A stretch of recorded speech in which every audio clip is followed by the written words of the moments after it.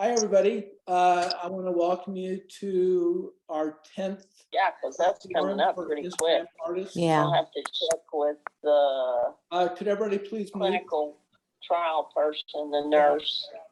Al, I think you can mute everybody. Tell her it hadn't changed on that. Yeah, yeah. But see, Okay. I muted you too, John, so you just unmute when you start talking, but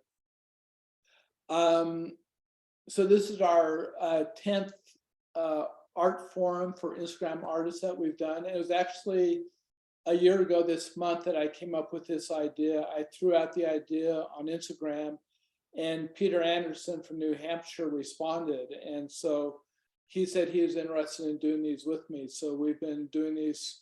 The first one we did was last March. So we're kind of up on our 1-year anniversary.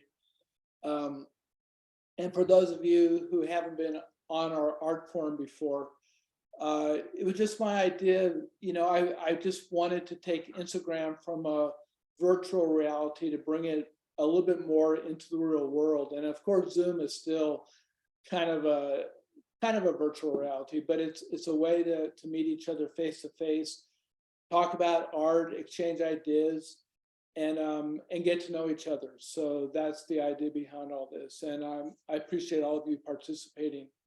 So today we have John Barry. I found his work about a month ago, and I thought, man, he would be perfect for this. And he responded with a yes, and I'm really grateful for that. So without any further ado, I'm going to turn it over to John Barry. Thanks for joining us. Thanks for having me. I appreciate that, Alan, Peter, for getting this together. And I will have to say that it was a reluctant yes. When Alan asked me, I was a little bit like, not too sure, but anyway. So, you know, I kind of was thinking about what I wanted to present or talk about today. And really what I think may be most beneficial is I'm going to quickly go over what I have done from my career-wise, from start to finish, basically, to give it a little bit of background. I know it can be a little misleading to people when they see your work on Instagram. You know, they think, oh, okay, you know, this painter paints this or this painter does that. And you don't really get to see the background of what they did to get, you know, to the point they're at now. So I kind of wanted to start from the very beginning, which, you know, it's interesting. The first few things that I started messing around with as a teenager was photography. Had a good friend, and he and I would go photograph things in our surrounding area, and then we actually built a everything's escaping me. We built a, what's it called when you where you develop your photography? Darkroom. Yes, we built a darkroom in his mother's laundry room, and so we developed our own film, and so that was kind of neat. It got me started looking at visual images back then. But really, my art career, in a way, started in high school. I had a great teacher in high school. She was a local lady. I grew up in Reno, Nevada, as a backstory, but I had this art teacher as a freshman in high school, and I loved the way that she presented things and how she was very, you know, open to experimenting with different materials, and she was ornery as all get out, but she was wonderful to, you know, push you and get you excited about things. So after that first art class, I kind of readjusted my whole schedule for 4 years to take as many art classes as I could. And hey, there's someone from Reno, Nevada. It was a little bit of doing. I had to creatively find ways to take classes outside of school in order to take other art classes. But anyway, I did that for 4 years, and I remember my senior year, I was talking to my art teacher about what to do next. And she told me, she said, well, she says, I can't tell you how to make a career as an artist. I can't tell you that because I've just taught my whole life and I haven't done anything outside of that with my work. But she said, but I believe you can do it. I think there's a way that you could figure out how to be a professional artist. And so that got me thinking. And initially, I decided that commercial art would be the way to do it. really because I had no other idea about any type of, gallery painting or anything related to that. That was kind of outside my scope of thinking at that time. And I think some of it was this art teacher, told me that there is a commercial side to art that you can probably figure out how to make a living at.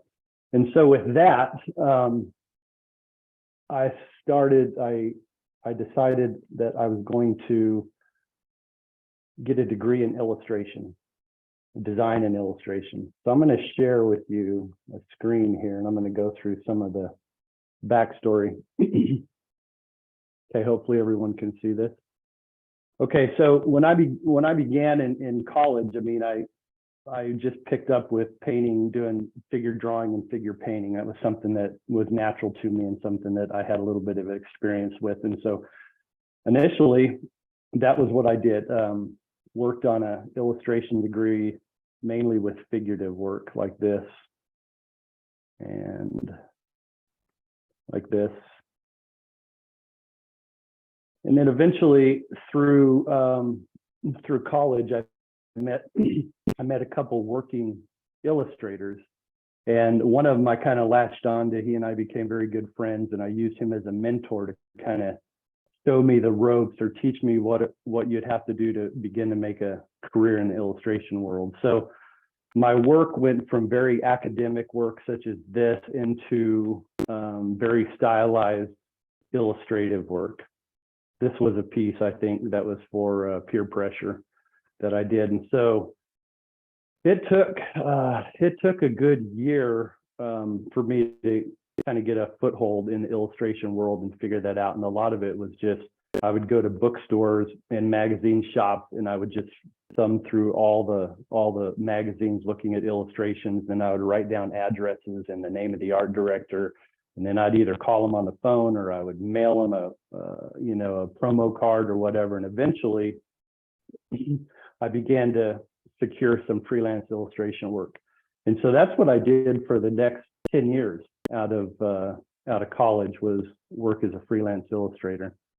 Most of the work that I did back then was editorial and conceptual work, like you've seen. I mean, some of those in the illustration world, it was really just a matter of finding magazines or even newspaper work or whatever, and talking with the art director. And most of the time they would give me the article, and I would read the article, come up with 4 or 5 different ideas and sketch them out. And well, back then I would think I would, how did I send things back then? That was before the internet days. Most of it was FedEx and stuff, but and then end up painting the illustrations for the different magazines and the editorial publications out there. So things like this would become this. This was a treasury journal for, I don't know, accountants or something like that. So you can see this is kind of the work I did. It was a good market back in the 90s. It was very lucrative.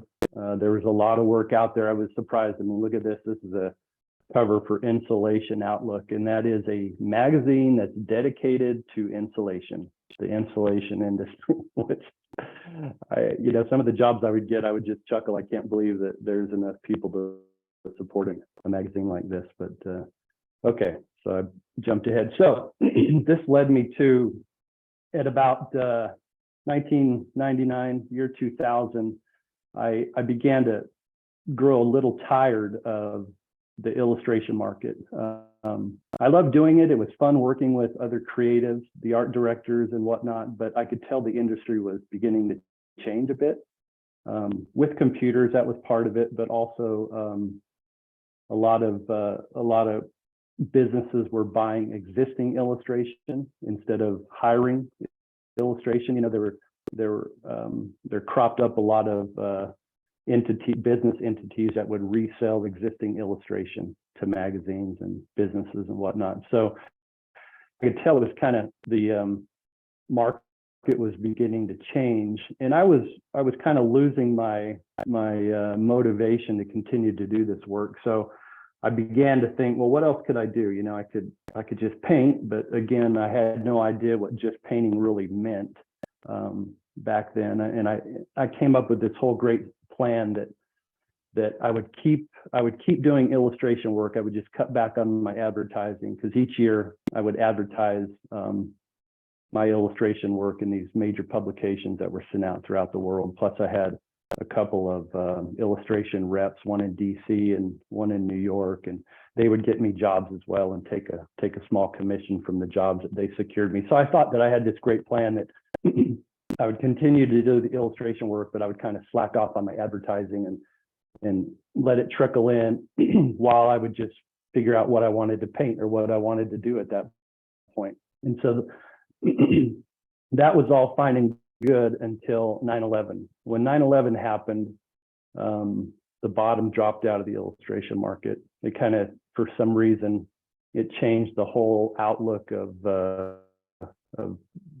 businesses and magazines hiring illustrators. It kind of just disappeared. It was really crazy. Went from, doing a lot of work every month to absolutely no work a month. So I was kind of thrust into figuring out, okay, what are you going to do? Are you going to reinvent yourself in the illustration world, or are you going to go off and do something else? And at that point, I really just wanted to paint, but like I said, I really didn't know what to paint. So I started going to different cities that were kind of a tourist location for artists. Like Jackson Hole was one of them, and Aspen and Scottsdale, Santa Fe, things that were in my area in the Western United States. And so from looking around and trying to see what was out there and what was selling or what galleries were looking for, I began to think, well, what do you like to paint?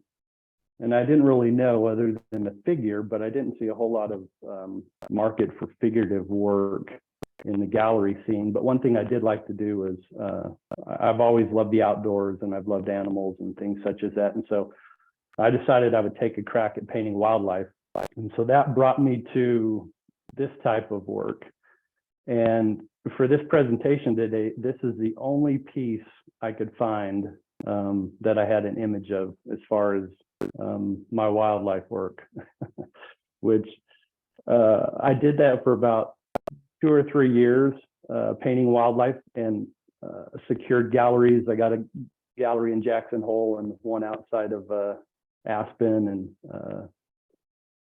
I think at that point one down in Santa Fe, if I remember right. But and I began to get a little bit of a foothold in the gallery world by creating these wildlife paintings.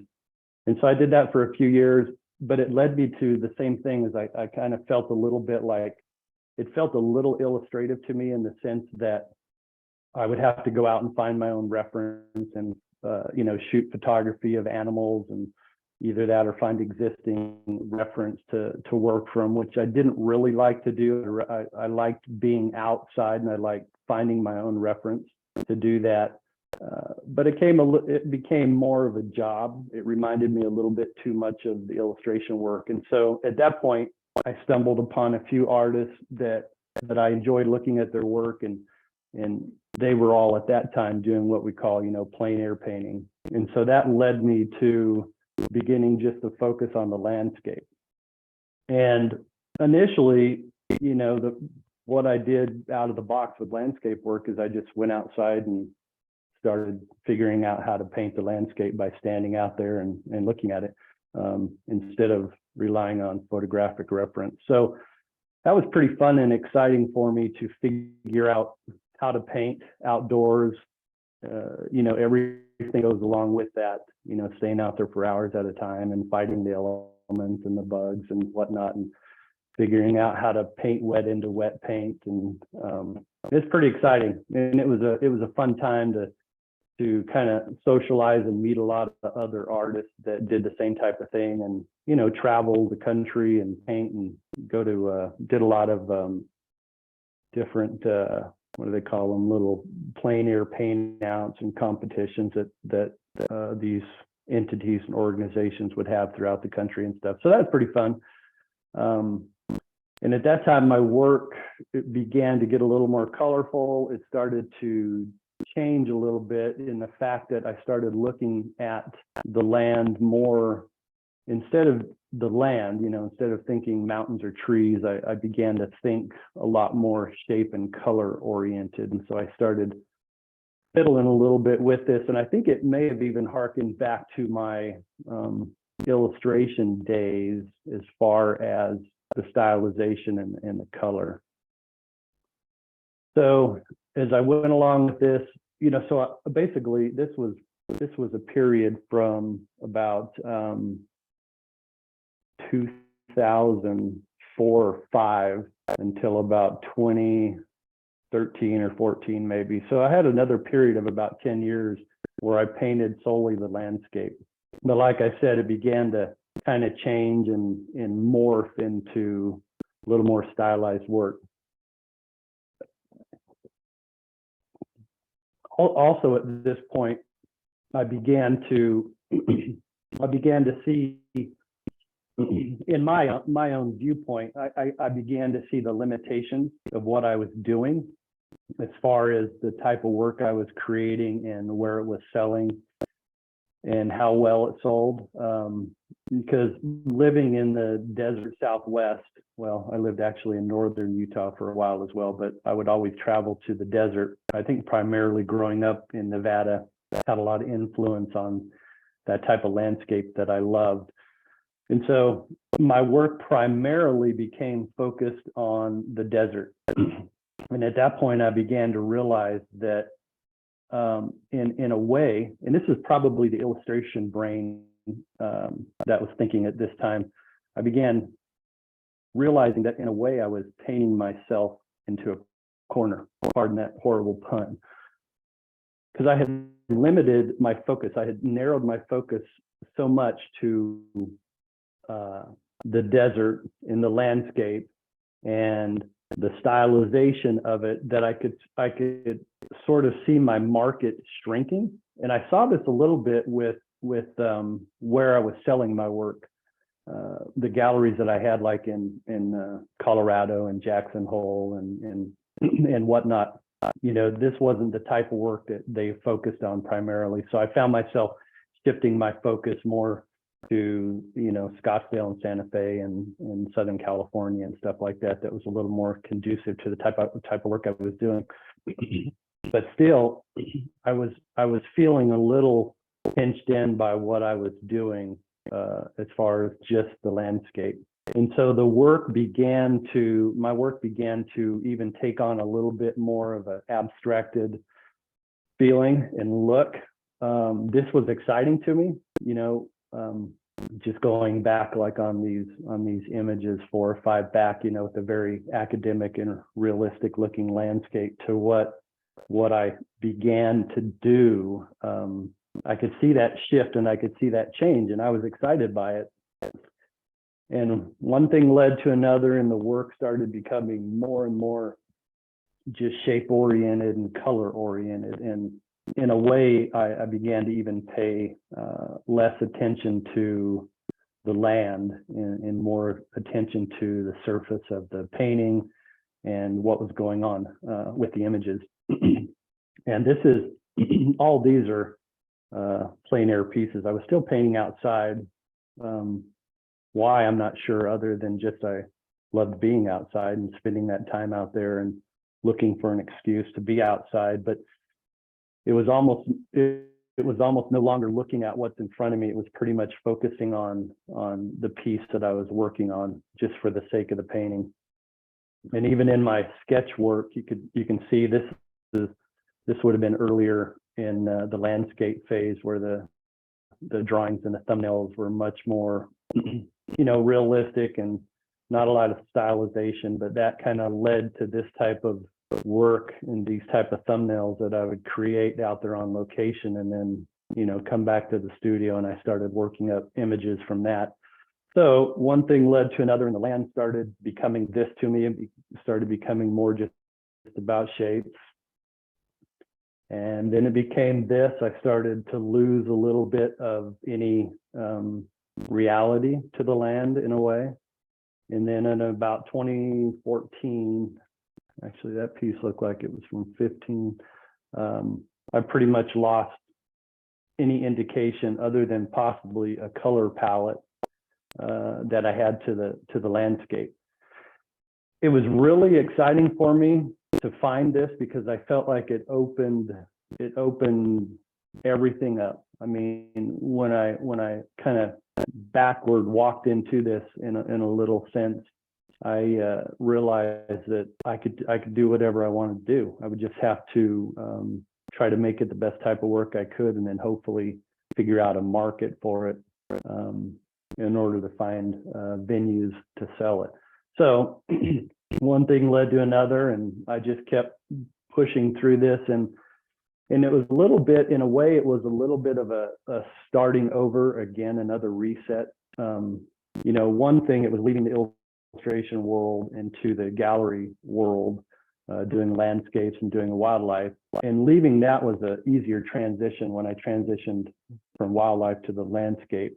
But when I left the landscape and my work became pretty much just, you know, non-representational abstracted work, I pretty much had to start over. I